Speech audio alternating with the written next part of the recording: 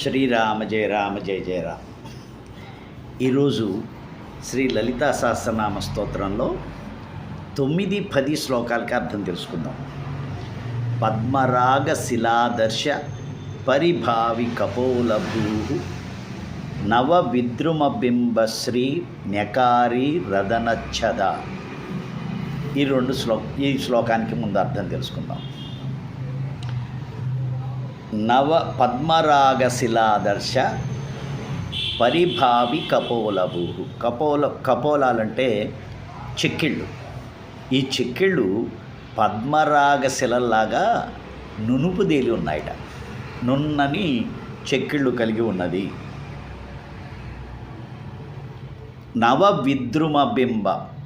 నవ విద్రుమం అంటే పగడు, సానపట్టినటువంటి పగడం. సానపట్టినటువంటి పగడం ఎర్రని రంగులో ఉంటుంది కదా.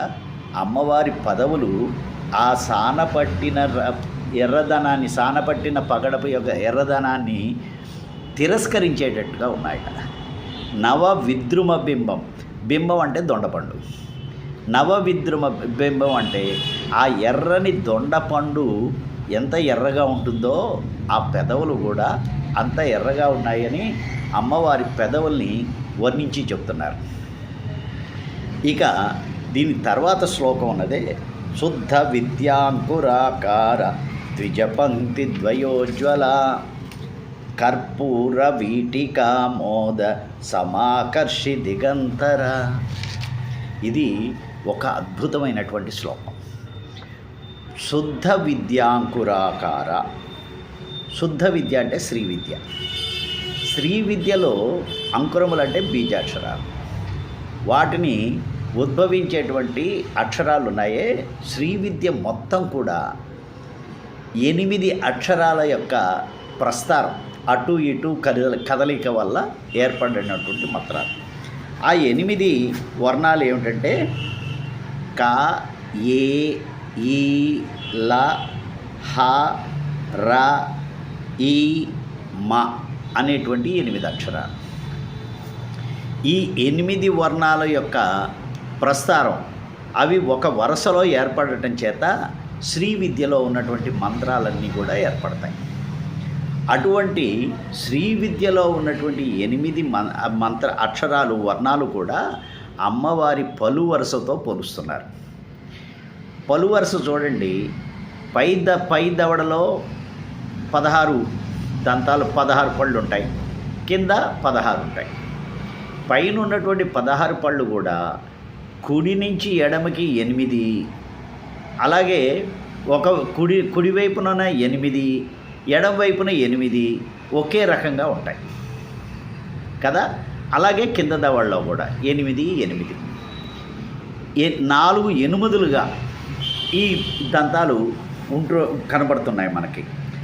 అటువంటి ఈ దంతాల లాగానే వీటికి దంతములకి ద్విజులు అని పేరు. ఎందుకనంటే దంతాలు ఒకసారి వచ్చి ఊడిపోయి మళ్ళీ వస్తూ ఉంటాయి. అలా 2 జన్మలు తీసుకుంటాయి కాబట్టి వీటిని ద్విజులు అంటారు.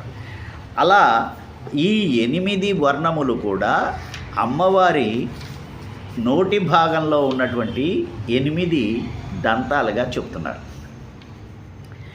వీటి రూపమే ఈ నామాలు, అమ్మవారి యొక్క పలు వరుస యొక్క రూపమే ఈ 8 అక్షరాలు. వాటి వల్లనే ఈ మంత్రాలన్నీ ఏర్పడ్డాయి అని చెప్తున్నారు. అందుకని మంత్రానికి, మంత్రాధి దేవతకి తేడా లేదు. ఎవరైతే ఏ మంత్రమైతే మనం చేస్తున్నామో ఆ మంత్రమే దేవత. ఇందులో ఉన్న అక్షరాలన్నీ కూడా ఏమిటిట? అమ్మవారి పలు వరుసట. ఈ మంత్ర జపం వల్ల ఏమవుతుంది? కర్పూర వీటికామోద సమాకర్షి దిగంతర. ఈ 8 వర్ణములే దంతములుగా ఉండటం చేత ఆవిడ వేసుకున్నటువంటి కర్పూర వీటిక అంటే కర్పూరం, పంచకర్పూరం దట్టించినటువంటి ఆ తాంబూల చర్వణం వల్ల వచ్చినటువంటి సుగంధం సమాకర్షి దిగంతర. దిగంతరాలంతా కూడా ఆ సుగంధం వ్యాపించిపోయి ఉన్నదిట. ఇది అమ్మవారి పలు వరుసని గురించి వర్ణించి చెప్పేటువంటి అద్భుతమైనటువంటి వాక్యం. ఇక ఆవిడ మాట ఎలా ఉంటుంది నెక్స్ట్ శ్లోకంలో చెప్తున్నారు. నిజ సల్లాప మాధుర్య వినిర్భశ్యత కచ్చపి మందస్మిత ప్రభాపూర మజ్జత్కామేశ మానస. అమ్మవారి యొక్క మాట తీరు నిజ సల్లాప మాధుర్య. ఆవిడ సల్లాపంగా ఒక మాట మాట్లాడితే బాగుందోయ్ అని ఒక మాట మాట్లాడితే ఆ స్వరం మాధుర్యం ఎలా ఉంటుందిట? వినిర్భశ్యత కచ్చపి. కచ్చపి ఆ సరస్వతీదేవి యొక్క చేతిలో ఉన్నటువంటి వీణ నుంచి వచ్చేటువంటి మధురనాదం కంటే ఇంకా ఆహ్లాదకరంగా ఉంటుంది ఆ అమ్మవారి నోటి నుంచి వచ్చేటువంటి నిజ సల్లాపం.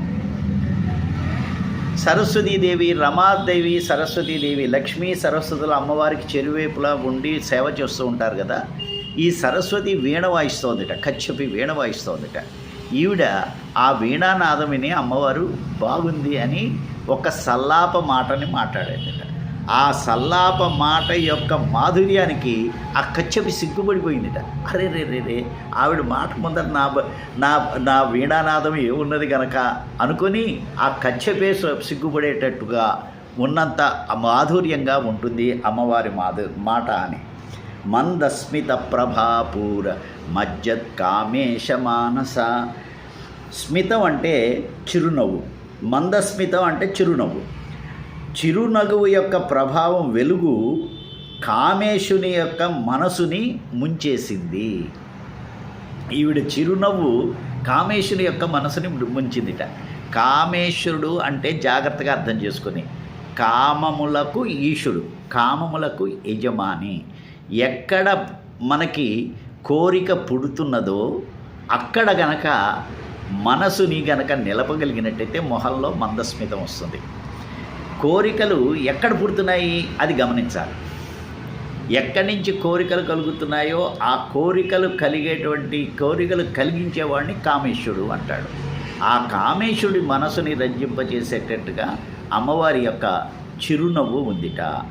కోరికలు ఎక్కడ పుడుతున్నాయి అంటే మనసులో కాదు, ఆ మనసు కంటే లోపలగా ఉన్నటువంటి చోట మనకి కోరికలు పుడుతున్నాయి.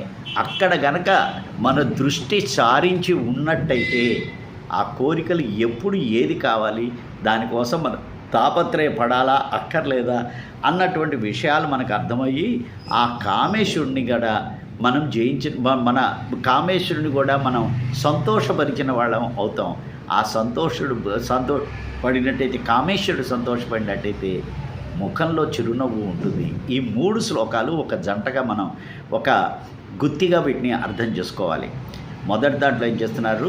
చెక్కిళ్ళు పద్మరాగ శిలల్లాగా నునుపుతేలు ఉన్నాయని, ఆ పెదవులు దొండపండుల్లాగా ఉన్నాయని, పలు వరుసలో శ్రీ విద్యలో చెప్పినటువంటి ఆ వర్ణాలలో ముఖ్యమైన 8 వర్ణాలు కూడా అమ్మవారి యొక్క దంతాలుగా ఉన్నాయని, ఈ దంతం నోటి నుంచి వచ్చేటువంటి మాధుర్యం, ఆ వచ్చేటువంటి సుగంధ పరిమళాలు దిగ్గంతాలన్నీ వ్యాపించాయని, ఆవిడ మాట